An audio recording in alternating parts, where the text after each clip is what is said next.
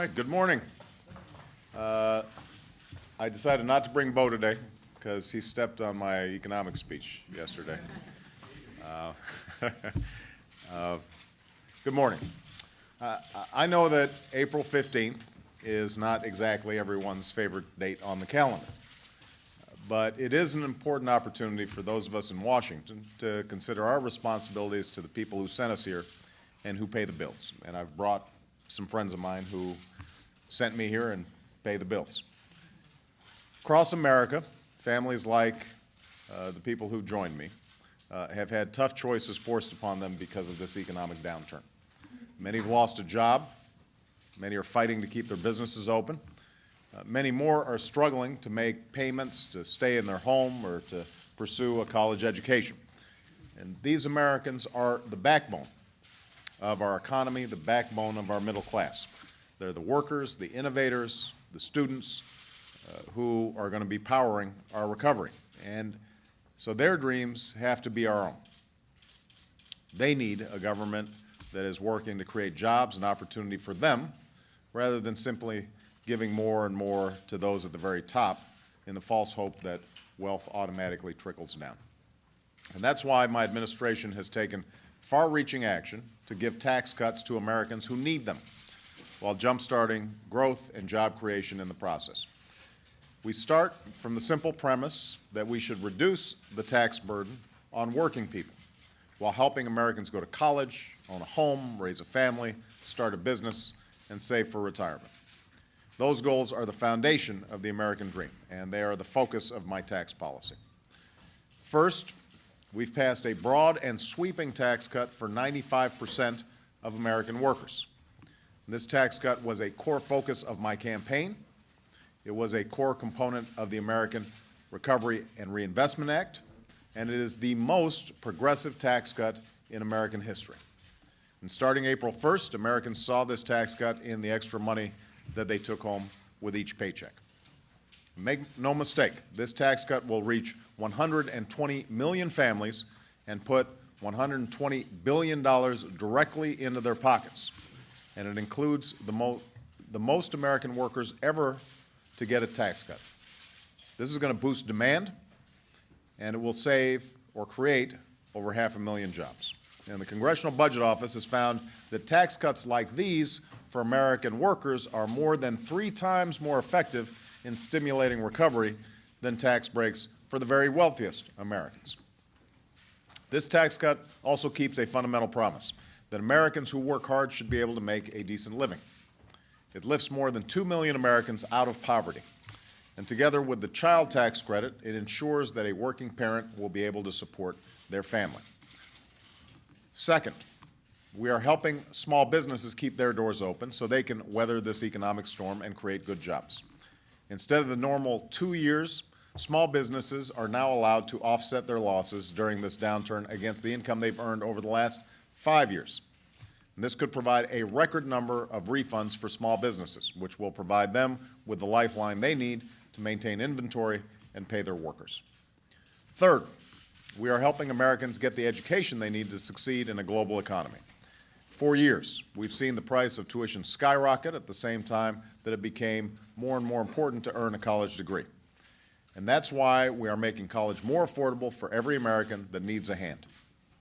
That is why we are committed to simplifying the student loan process so more families can get the help they need.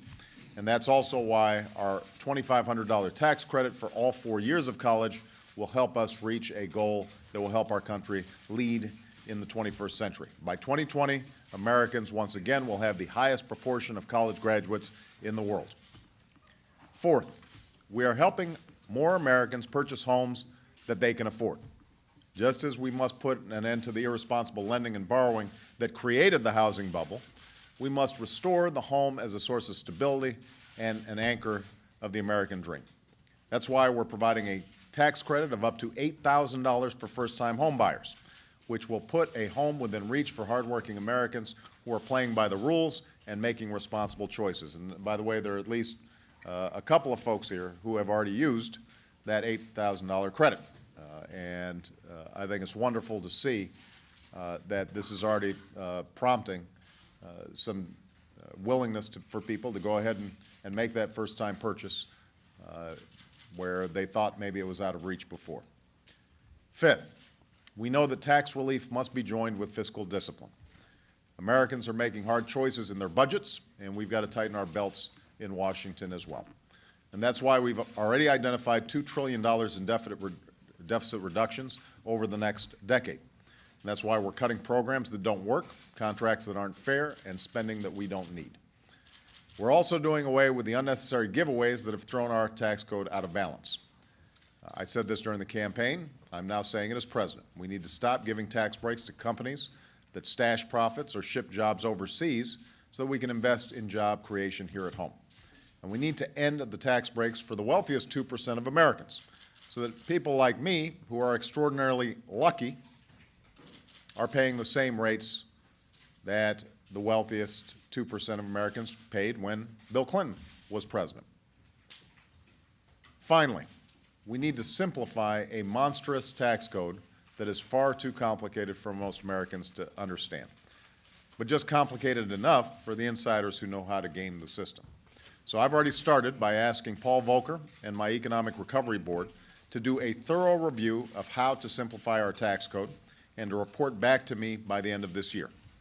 It's going to take time to undo the damage of years of carve-outs and loopholes, but I want every American to know that we will rewrite the tax code so that it puts your interests over any special interests. And we'll make it easier, quicker, and less expensive for you to file a return so that April 15th is not a date that is approached with dread every year. Now, I just had a conversation with these wonderful Americans, and like people I talk to all across the country, they're not looking for a free ride. Every single person here is working hard and deserves a chance to get ahead. You know, they're families like the Kirkwoods, who just want to own their own business and put away some money for their kids' college tuition. Now, they're workers like Clark Harrison, behind me, who's worked hard and wants to be able to purchase that first home. There are business owners like Alan Givens, who wants his company to sustain itself through bad times as well as the good. And I was encouraged to hear that Alan's business is going strong on a whole bunch of clean energy measures that he's helping to promote in his area. For too long, we've seen taxes used as a wedge to scare people into supporting policies that actually increase the burden on working people instead of helping them live their dreams. And that has to change, and that's the work that we've begun. We've passed tax cuts that will help our economy grow. We've made a clear promise that families that earn less than $250,000 a year will not see their taxes increase by a single dime, and we have kept to those promises that were made during the campaign. We've given tax relief to the Americans who need it and the workers who have earned it. And we're helping more Americans move towards their American dream by going to school, owning a home, keeping their business, and raising their family. So, on this April 15th, we're reminded of the enormous responsibility that comes with handling people's tax dollars. And we're renewing our commitment to a simpler tax code that rewards work and the pursuit of the American dream. And I just, again, want to personally thank all of the families and folks who joined me here today because they inspire me to do what I do every single day. All right? Thank you, everybody.